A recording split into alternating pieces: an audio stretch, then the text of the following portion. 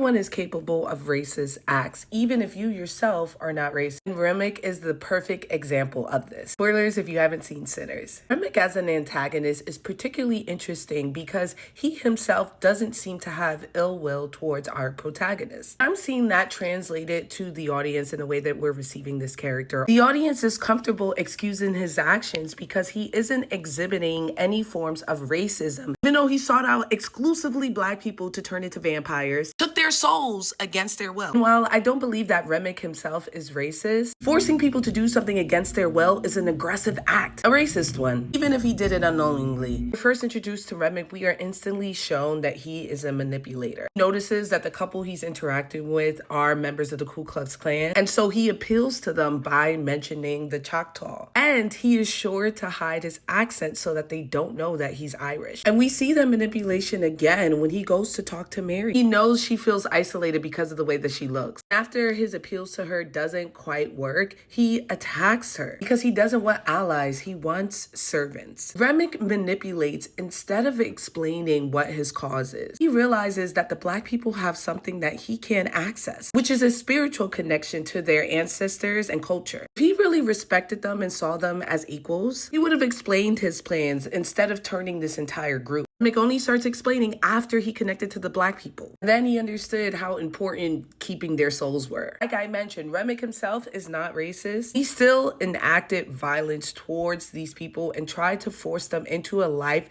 that he felt like was better against their will. This scene would have played out so much differently if he spoke to Annie, manipulated her, and convinced her to become a vampire. He didn't do that because Remmick feels like he knows better than everyone else. I think that this is a great lesson for people who especially want to be allies, but do not exist in the bodies of the people that they're trying to protect. You cannot force an oppressed group to do what you want because you think it's better. Because at the end of the day, you don't know what's better. No matter how well-meaning you are no better than the people who are oppressing them. True allyship is giving the people that you're aligned with the freedom to do what they want, providing them with all the information so they can make an informed decision, and listening to their concerns. And unfortunately, that was a piece that Remmick did not understand. Even after he turned people into vampires, he was not concerned with what they were thinking about. Remmick wants to push his own agenda on these people and utilize them for their skills. And I'm sorry, but that is classic racist behavior, even if he himself